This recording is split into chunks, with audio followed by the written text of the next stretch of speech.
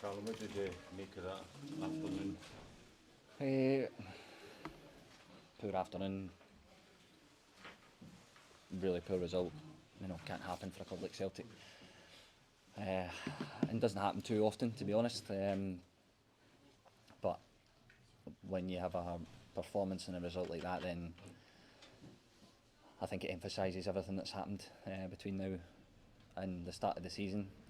But listen, there's only one way out it, and it's hard work, and it's digging in and fighting together, which I know that we will do. And the good thing is that still so much football to be played. Was that eight games today? So still got 30 games to go. And you normally get one run about this time of the year, but it just lets the players know, listen, you can't have another one of them.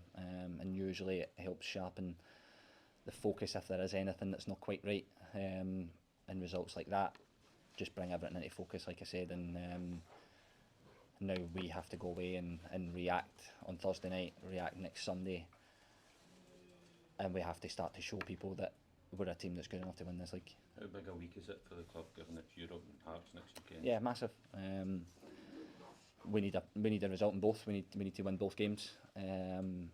So that's what it's about being at Celtic. You have to respond to poor days and show why you're a champion and show why you should be here. So that is now the challenge to the players. You know the environment, you'll know people will be starting to write you off. Celtic there for the taking. Yeah. Is that motivation? It has to be. Has been in the past.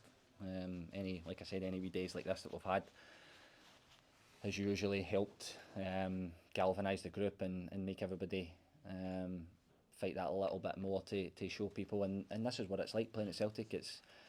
Everyone thinks it's great, you're winning trophies. You only win trophies if you're together and you're ready to fight and you're ready to run and minimise the amount of days like this, because at this moment in time we're too easy to play against. Callum, are you and the boys taking notice of Hearts yet, or is it still just full focus on yourselves?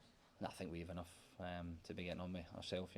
Obviously Hearts are winning games, but the good news is we get to play them next week, so it's a challenge for us to go there. Obviously they'll be full of confidence, but like I said, for us, we've so much work to be done and so much that we have to look at ourselves internally first before we can even lift our head and look at anyone else. What so makes you say the more concerning thing for you at the moment is the level of performance? It's not being 5 points behind someone at the top league.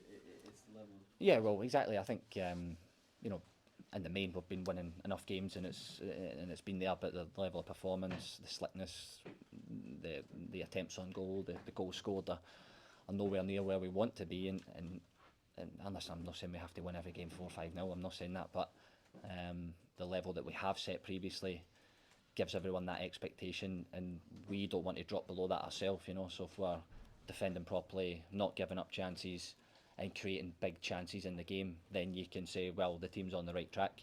But at the minute it doesn't look like that. What makes you say you're too easy to play against now? We're giving up too many goals.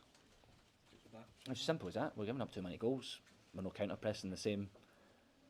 The second goal comes from counter-attack where we're kind of there, but we're not really inside the pressure trying to win the ball back. And in my experience, when you come here, there's always a spell in the game where you have to see it out. And I said that to the players before the game. And it's a game where you don't get many chances. We've been here so many times over the past, you maybe get 1, 2, 3, 4 chances maximum. But when you give yourself 2-0 down off a set play and a counter-attack, then you give yourself so much work to do. And it's actually making the game harder for us. You think back to the Motherwell game, we're making the game too difficult. With 20 minutes to go, we have to press the emergency button and then we come to life again. But you can't keep doing that. You have to make the game easier for yourself. Can this team win both games then this week coming up? We have to, and we have to show that we can. So that's a challenge for the players, and we'll speak about it.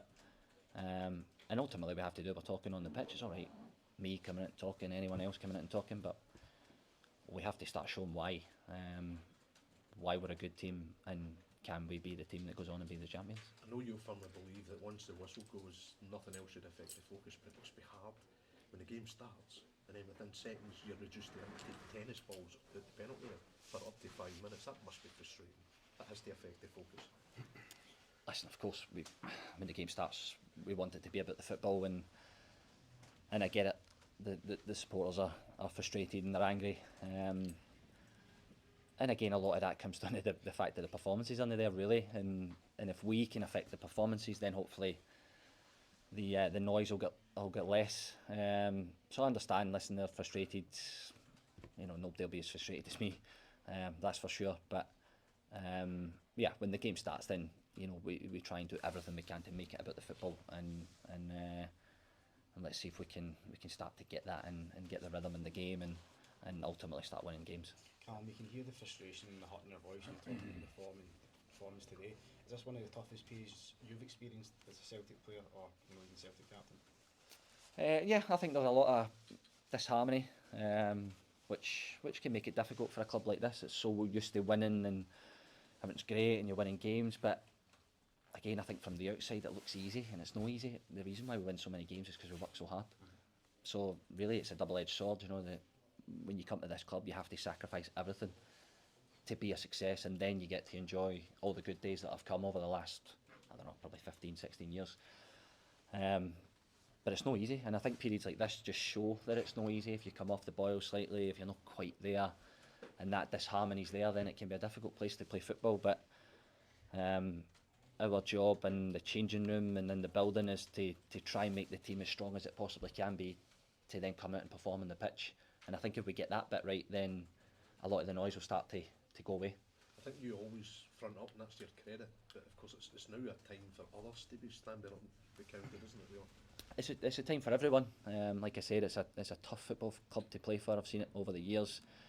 We've been very, very successful, but it's because of hard work. You know, there's no shortcut. There's no. Yeah, you've got good players, but it doesn't work like that. You know, it's the reason why we've been successful is because we're willing to fight and stick together and be a team. So, yeah, like you said, it's time for everyone to step up a level. And I've still got no doubt that we're a good team, and it will click. We just have to click maybe quicker than what it looks like at the minute. Thank you. Thanks, guys. Cheers.